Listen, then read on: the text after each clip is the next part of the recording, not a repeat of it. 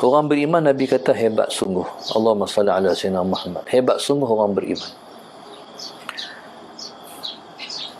Kalau dia mendapat kesenangan, dia bersyukur. Kalau ditimpa dengan kemudaratan, ia sabar. Hidup ni macam tu. Hidup ni dia tak semua senang, dia ada susah. Dan dia tak ada semua susah, dia mesti ada senang. Dia bersilih ganti. Ada orang yang subhanallah, Allahumma salli ala sayyidina Muhammad, yang menimpanya iaitu kemudaratan tu lama, panjang sekali. Ada orang yang kesenangannya lama sekali. Dia hanya Allahumma salli ala sayyidina Muhammad merasa kesenangan di hujung-hujung umur ya. Daripada awal sampai tua susah. Di hujung-hujung umur barulah rasa senang. Ada orang yang Allahumma salli ala sayyidina Muhammad awal-awalnya senang, tapi di hujung-hujung umur susah. Tu macam tu hidup. Ada orang silih berganti. Sat senang, lepas tu susah, susah pula senang. Jadi apa situasi sekalipun, kalau ditimpa dengan senang, syukur sepanjang masa. Ala sayyidina Muhammad. Kalau ditimpa dengan Allahumma salli ala sayyidina Muhammad, kalau ditimpa dengan kemudaratan, Allahumma salli ala sayyidina Muhammad, jadi dia sabar panjang masa.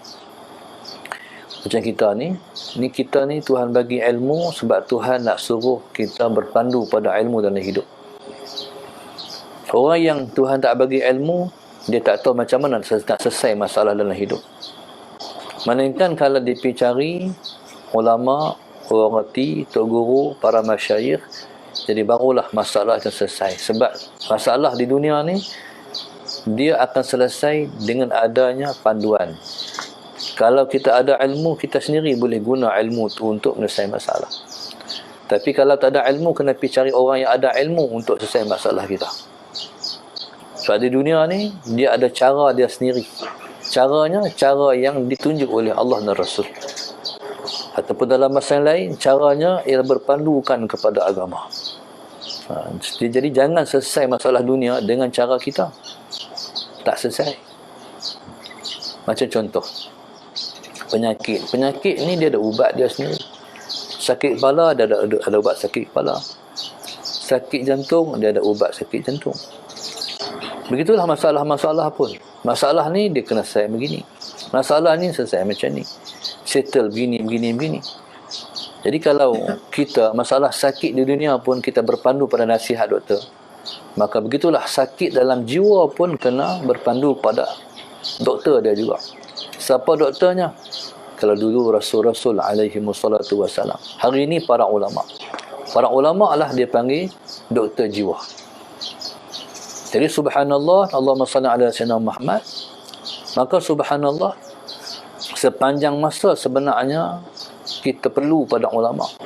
Seperti sepanjang masa kita perlu kepada doktor. Baik. Jadi subhanallah, Allahumma salli ala sayyidina Muhammad, sebab sakit kita ni ada dua. Yang pertama sakit zahir, yang kedua sakit batin. Sakit hak zahir, pergi cari doktor zahir. Sakit dalam hati, pergi cari doktor yang boleh merawat hati. Jadi tapi banyak orang hari ni dia pergi cari doktor hak sakit zahir, sakit kepala, sakit perut. Sakit perut tu walaupun sakit dalam, sakit tu sakit zahir lagi tu. Allahumma salli ala sayyidina Muhammad. Sakit kepala walaupun sakit nyut dalam kepala, sakit zahir lagi tu. Sakit batin ni mana sakit dalam hati. Allahumma salli ala sayyidina. Tak tenteram, tak tenang, tak ada kedamaian. Hal ni bahaya lagi. Sakit luar ni tak boleh pergi gila. Sakit dalam tu boleh pergi gila. Faham? Sakit luar, sakit mata terang mana pun tak boleh gila. Tapi kalau sakit dalam hati, kalau tak kawal lama-lama gila. Itu bahaya. Kadang-kadang kita buat hak nak pergi jadi gila. Kadang-kadang dia ni masalah saya dia sakit dalam di hal hati ni, yang mengambil kesempatan atas sakit tu ialah syaitan. Sakit luar ni ada lah. Sakit luar ni contohnya macam COVID ni. COVID ni bila kata wabak ni yang bawanya ialah jin. yang bawa ni. Kalau jenis merebak ni, macam ta'un tu yang dibawanya oleh jin. Kalau dia wabak tu ialah jin yang bawa. Sebab itu Allahumma salli ala sayyidina Muhammad, kita kena ada kekuatan dalaman kita untuk berdepan dengan penyakit ni. Ini bahaya ni, bila mana orang Islam melamai PKP di tepi masjid, ketika mana masjid dah dibuka. Jadi sebenarnya dia tidak ada ketahanan diri dah. Dia tak menyediakan ketahanan diri dia. Dia kena baca apa. Bila main macam ni, dia bukan setakat pakai mask. Pakai mask zahir je. Allahumma salli ala sayyidina Muhammad, bukan setakat jaga penjarakan, semua tu zahir je. Kalau ikutlah masalah sayyidina Muhammad, kalau ikut penjagaan zahir tak cukup. Dia ada penjagaan dalaman. Sebab yang bawa ni yang nak kena kita hadapi dengan cara dalam juga. Kalau doktor contohnya, kita pergi di hospital. Bila pergi di hospital, kita kata sakit tu sakit ni. Doktor kata tak ada pun sakit. Tak ada pun tanda-tanda kata sakit. Kita sakit apa? Kita sakit. Doktor kata tak ada, doktor kata tak ada sakit. Jadi hak ni kena pergi rawat cara hak tak nampak tu. Dia tak nampak sakit, dia nampak macam sihat. Macam COVID ni. Dulu ni ada simptom-simptom dia kan.